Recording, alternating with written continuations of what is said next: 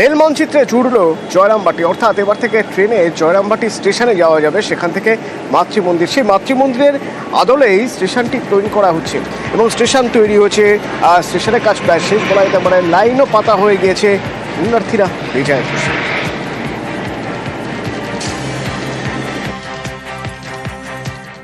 গোপীনাথপুরে যে ট্রেন চলবে এটা সবারই একটা কল্পনার বাইরে ছিল, যেটাকে বলা যায় কল্পনাতীত।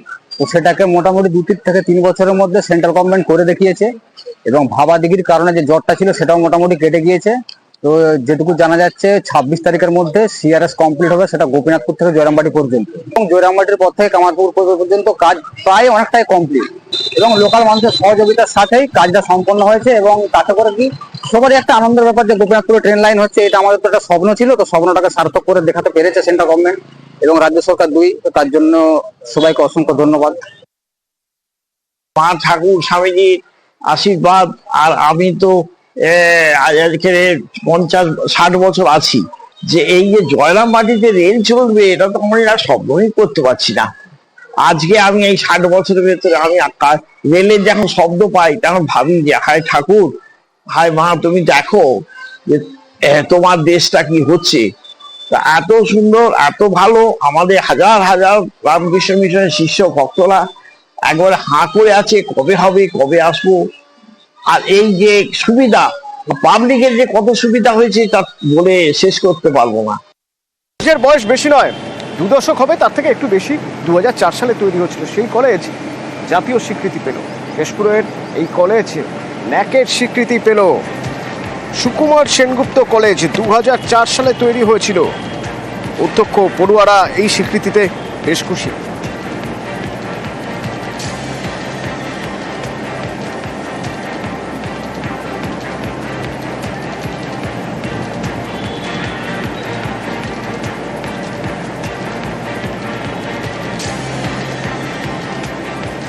আমরা খুবই আনন্দিত, খুবই আমাদের গর্বের বিষয়, কারণ এগুলো আমাদের হার্ড ওয়ার্কের ফল। ইন ফিউচার আমরা আরও চেষ্টা করব, আমরা যতদিন আছি এখানে স্টে করছি, তো আমরা আরও চেষ্টা করব যাতে কলেজ আরও এ গ্রেড পাই। আমরা যখন এসেছিলাম ফার্স্ট কলেজ তখন খুবই সাধারণ একটা ম্যাটার ছিল, বাট যখন ন্যাক ভিজিট হলো, বি গ্রেড পেলাম, খুবই আনন্দিত হলাম। যখন আমাদের কলেজ এত দূর পর্যন্ত এগোতে পেরেছে, তো আমরা আশা করবো যে ভবিষ্যতে আমাদের কলেজ এ গ্রেড পাবে, অবশ্যই পাবে।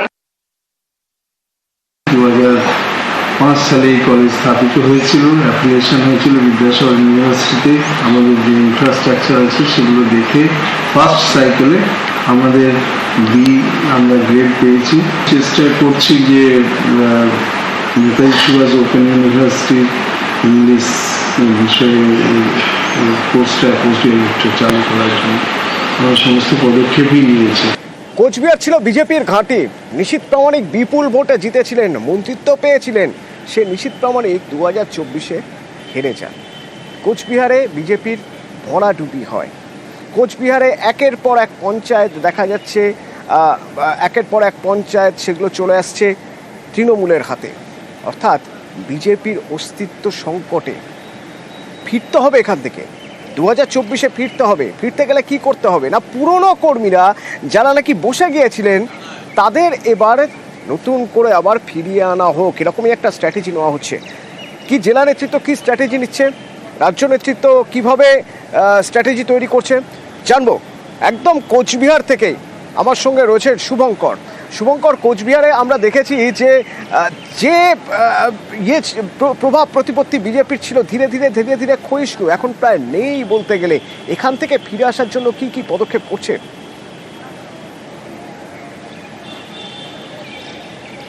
হ্যাঁ দেখো, তোমাকে জানিয়ে রাখি, কোচবিহার জেলা কিন্তু বিজেপির শক্ত ঘাঁটি ছিল। গত 2021-এর বিধানসভা নির্বাচনেও কোচবিহারের 9টি আসনের মধ্যে 7টিতে জয়ী হয়েছিল বিজেপির প্রার্থীরা। ফলে বিজেপির সংগঠন শক্তিশালী ছিল।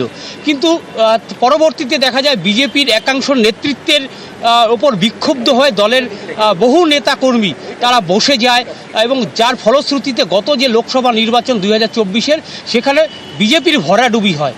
আর পাশাপাশি যে পঞ্চায়েত নির্বাচনে যেসব গ্রাম পঞ্চায়েতগুলো বিজেপি দখল করেছিল সেই গ্রাম পঞ্চায়েতগুলোতেও ভাঙন দেখা দেয়, একের পর এক গ্রাম পঞ্চায়েত দখল করতে থাকে তৃণমূল। এই পরিস্থিতিতে সংগঠন অনেকটাই তলানিতে চলে যায়।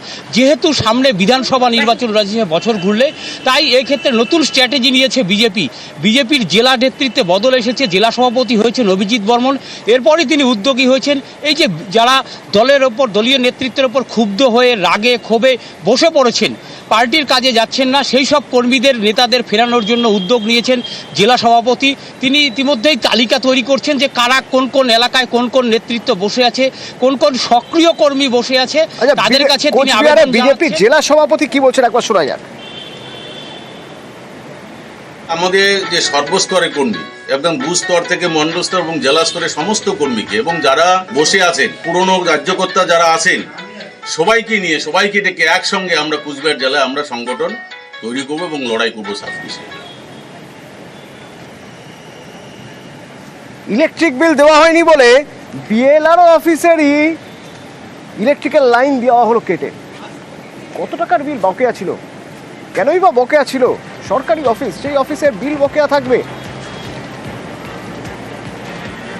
মুশকিল যেটা হয়েছে যে অফিসের তো লাইন কেটে দেওয়া হয়েছে, কিন্তু তার সঙ্গে ভুগছেন এলাকার মানুষ, যারা যারা বিএলআরও অফিসে কাজে গিয়েছেন। যেহেতু কারেন্ট নেই, যেহেতু ইন্টারনেট কম্পিউটার চালানো যাবে না, সুতরাং কাজ বন্ধ। অনিরুদ্ধ রয়েছেন আমার সঙ্গে। অনিরুদ্ধ, কত টাকা বকেয়া ছিল এবং এই বকেয়া থাকে কি করে? একটা সরকারি অফিস, তারা তো বিল সঙ্গে সঙ্গে মিটিয়ে দেবে।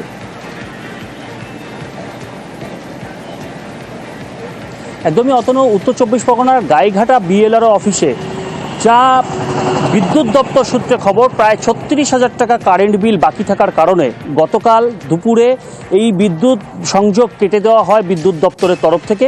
বিএলআরও তরফ থেকে কিন্তু জানানো হয়েছে যে এই বিল সাধারণত দিয়ে থাকে এসডিএলআরও বা বিডিও, কিন্তু সেই দপ্তর থেকে তাদেরকে এই বিদ্যুৎ বিল মেটানোর জন্য যে অর্থ, সেই অর্থ দেওয়া হয়নি। সেই কারণেই তারা বিদ্যুৎ বিল জমা দিতে পারেনি, সেই কারণে কেটে দেওয়া হয়েছে এই বিদ্যুৎ সংযোগ। এবং বিদ্যুৎ সংযোগ কেটে দেওয়ার কারণে কিন্তু ভুক্তভোগী হচ্ছে সাধারণ মানুষ। এলাকার হাজারো মানুষ প্রতিদিন এই বিএলআরও দপ্তরে আসে তাদের নানা রকম ভূমির যে সমস্ত কাজ থাকে সেই কাজ নিয়ে। তারা কিন্তু সেই কাজ করতে পারছেন না, কারণ বিদ্যুৎ না থাকার কারণে কম্পিউটার চলছে না, প্রিন্ট আউট হচ্ছে না। সেই কারণে সাধারণ মানুষ তারা ভুক্তভোগী, তারা কিন্তু এই বিএলআরও অফিস থেকে ফিরে যেতে হচ্ছে।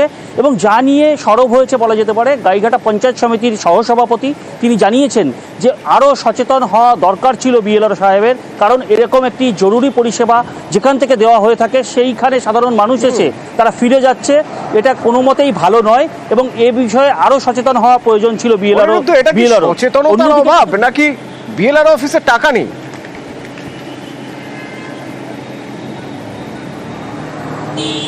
একদমই দেখো, বিএলআরও কিন্তু জানিয়েছেন যে এই অর্থ দেওয়া হয়ে থাকে জেলা থেকে, সেই জেলা থেকে তারা অর্থ পায়নি, সেই কারণেই তারা বিদ্যুৎ বিল মেটাতে পারেনি। এবং বিদ্যুৎ দপ্তরের কাছে, যেহেতু সরকারি দপ্তর, সেই বিদ্যুৎ সংযোগ যাতে না কাটা হয় সেই জন্য আবেদন জানিয়ে চিঠি করা হবে বলেও বিএলআরও সাহেব জানিয়েছেন। অন্যদিকে বিজেপির তরফ থেকে কটাক্ষ করা হয়েছে। বিজেপির পক্ষ থেকে বনগাঁ জেলা বিজেপি সভাপতি দেবদাস মণ্ডল জানিয়েছেন যে উনি মাটি থেকে টাকা তুলতে ব্যস্ত, সেই কারণে হয়তো বা বিল দিতে পারেননি। অতনু, ধন্যবাদ। ডব্লিউবিসিবির কানেকশানটা অফ করে দেওয়া হয়েছে। এর আগেও এসডিও সাহেব এডিএমকে চিঠি দিয়েছেন যে আমাদের জেলাতে অ্যালটমেন্ট, যেই হেডে অ্যালটমেন্ট থাকা উচিত, যেখান থেকে ওনারা ডিসবার্স করবেন এই ডব্লিউবিসিবির বিলটা, সেটা নেই, সেই অ্যালটমেন্ট পাওয়া যায়নি বলে দিতে পারেননি। তো সেইটা আমি ডব্লিউবিসিবির স্টেশন ম্যানেজারকে লিখিতভাবে জানিয়েছি, যে অনুরোধ করেছি যে এটা সরকারি অফিস, সেই হিসেবে যেন ওনারা এটাকে রিকানেকশানটা দিয়ে দেন। ইলেকট্রিসিটি লাইনটা কেটে দিয়েছে বিএলআরও সাহেবের, এটা একটু দেখা উচিত ছিল। পেমেন্টটা করে এসডিএলআরও থেকে, তার মানে নখদর্পণে থাকা উচিত ছিল যে আমরা এই তারিখে পেমেন্টটা দিয়েছে কিনা, এটা উচিত ছিল বিএলআরও সাহেবের। একদিন একটা পরিষেবা থেকে সব পিছিয়ে যদি যায় পাবলিক, তাহলে তো মানুষ ক্ষোভ প্রকাশ করবে। প্রয়োজনে আমাদের যদি সহযোগিতা লাগে সেটা আমাদেরকে বলবেন, আমরা সহযোগিতা করে অন্তত পাবলিক যেন দূর দূরান্ত থেকে এসে মানুষ যদি ফিরে না যায়। আমি এসেছিলাম অনেক দূরের থেকে, যে কিছু আমার বিএলআরের কাজ ছিল, এর আগের দিনে এসেছিলাম, আজকে আমার ডেট ছিল তার আসার। তা আমি আসলাম, আসার পরে দেখি এই কম্পিউটারগুলো সব বন্ধ। তো আমি জিজ্ঞেস করলাম, স্যার আমার এই কাজটা করবো, একটু করে দিন। বলছে না, আজকে হবে না। তা জিজ্ঞেস করতে বলছে কারেন্ট নেই। আমার অফিসে কারেন্ট নেই, ব্যাপার কি? বলছে যে বিদ্যুৎ আমাদের বিচ্ছিন্ন করে দিয়ে গেছে, আজকে হবে না, আপনি পরে আরেক দিন আসুন। কিন্তু এত দূরের থেকে আমি অটো ভাড়া করে এসে দিনটা আমি কামাই করলাম, কিন্তু তাতে আমার কোনো লাভ হলো না, বসে থেকে সারাদিনটা নষ্ট হলো।